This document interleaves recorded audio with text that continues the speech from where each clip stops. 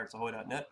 Today we're taking a look at the latest build of Hearts of Oak, and this is where we kind of deviated from our original plan to get all of our assets that we currently had into a build of the game, but we were last in a build version 4.5, and we had a couple of test versions in the beta 4.6. Well, as soon as they were able to put the new UI system into Unity 5, we really saw no reason to sit on the conversion of Hearts of Oak from the Unity 4 to Unity 5 platform, since it seemed to be pretty stable and had a lot of the same, or had a lot of the effects already built in that were ready to be used. So what I've done is I've gotten onto the Unity 5 beta program, got my copy of Unity 5, and right now we're on 5 beta 13, which came out just a few days ago. They have a release schedule of right around once every week and a half. And so I've been trying to keep up with it. Every time the new version comes out, I go ahead and I bring the assets in and see what kind of things have been changed. But we do have a lot of the features already back in again. So we have our Pirates Island back in. We have, I've actually gone through and added in one of our systems called the Relief Terrain Shader Pack. And if you guys are developing your own games in Unity, this is a very neat package. It takes your basic textures on objects and kind of puts them to a whole new level. It does an amazing set of blending that we were really wanting to do, but we didn't know how in the stock system, and this Relief Terrain system does it for us. It allows you, as you can see here, to blend two textures together using the height maps of the textures. So what we've got here is sand on top of these little rocks that are there. And it's using the rock height map and the sand height map to determine which one is visible at what point. So they kind of blend together better than just running into each other and one fading into the other with kind of a gradient effect. And we're running the stock terrain that came with the Pirates Island because we haven't gone ahead and we're working on our own islands right now. So this is just kind of our test place.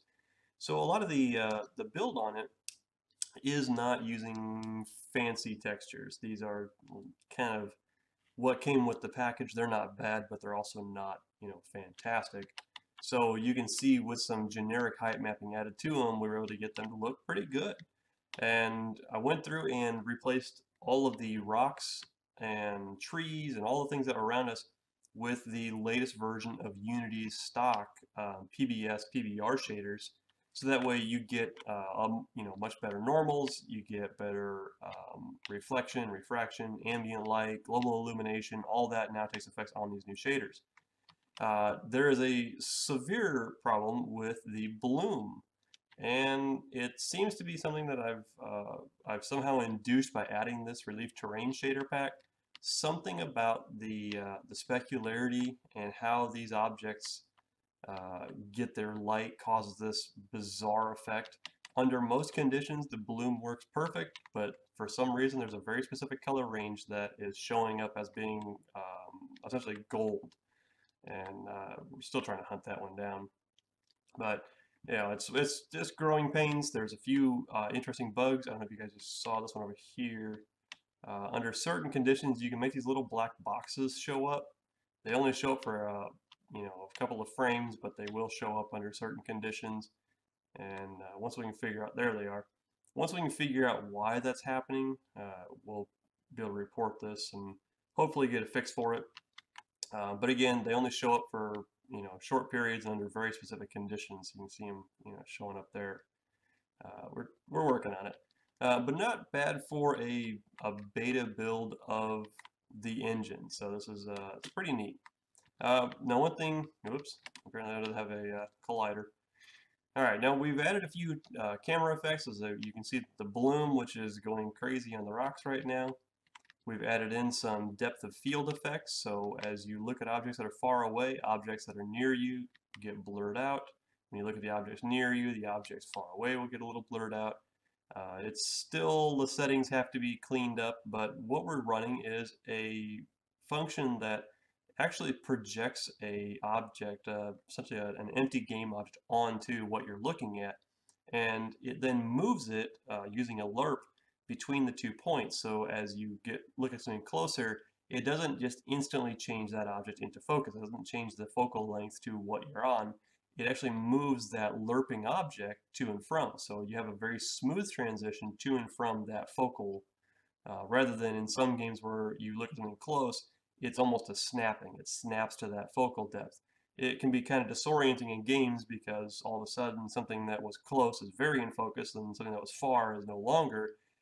If you're looking in some levels where you're looking from tree or looking at an object far beyond and there's a tree in front of you, the tree will constantly snap your focus to that tree and blur everything else out behind it. And it gets, as I say, it gets disorienting after a while. So what we've done is essentially let the camera blur out the objects that are close to you when you're looking at far objects, but when you're looking at close objects, the far ones don't go out of focus as much.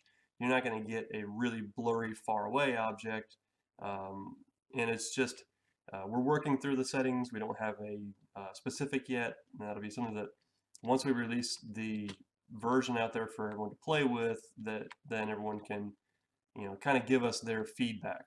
Ah, the hills of gold. All right. So the systems are currently in place. We've got the time of day system working again.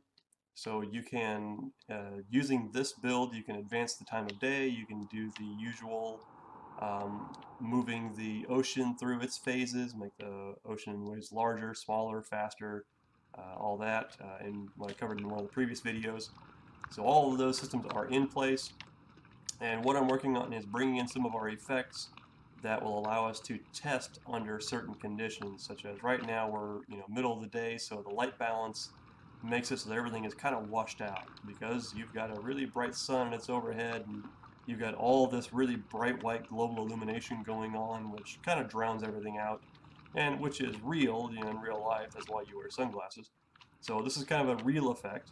As the day progresses and that global illumination gets darker, you can see how everything turns that more golden hue. So we're looking at a more golden tint to everything. We've got that global illumination and specularity is taking effect. So it's looking very good, and we've been really impressed with how Unity 5 has worked so far. We've got a couple of new systems in place, so when the sun goes down, and we'll go ahead and just snap into nighttime here, it's a little bright out because we've got a full moon, so you can see that the full moon's actually casting its own shadows. It has its own light source that advances along. We've added into a couple of new systems so that as time gets beyond certain points, we have these little lanterns that turn themselves on. So at night you can wander around, you can see these lanterns kind of lighting up the little fishing villages here. And these are just automatic lanterns. They turn themselves on. They're very low cost, and they project these simple shadows on things. And they actually have a slight flicker to them, so they're really not a pronounced flicker. And again, in real life, most candles don't flicker as bad as movies and games generally show you. You can kind of see that flicker on this wall over here. It's very, very slight. So anyway, this is the latest build.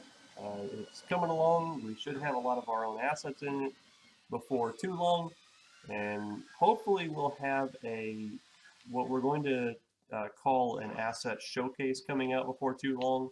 It's not going to be something as feature-laden as a tech demo, so you're not going to be able to play the game short of doing some of the things that we've already got built, pretty much walking around, walking into the ocean. Maybe we may have one of our ships in it that you can jump on and drive, but we're not going to have a lot of the feature-laden things in here, such as quests or things like that that are planned for the tech demo. But it'll give you guys a chance to wander around the island, to see, time of day passing, to see global illumination, and to also give us some feedback on how it runs on your machine. And with the system, we're actually working on a slightly more advanced version of our frame counter that shows you some more information, such as how much memory it's using, what the frame rate is, how much graphics it's using to store, what it's using as far as the data for the game, things like that. So we're trying to work on a modified version of that so everyone can give us some more feedback on it.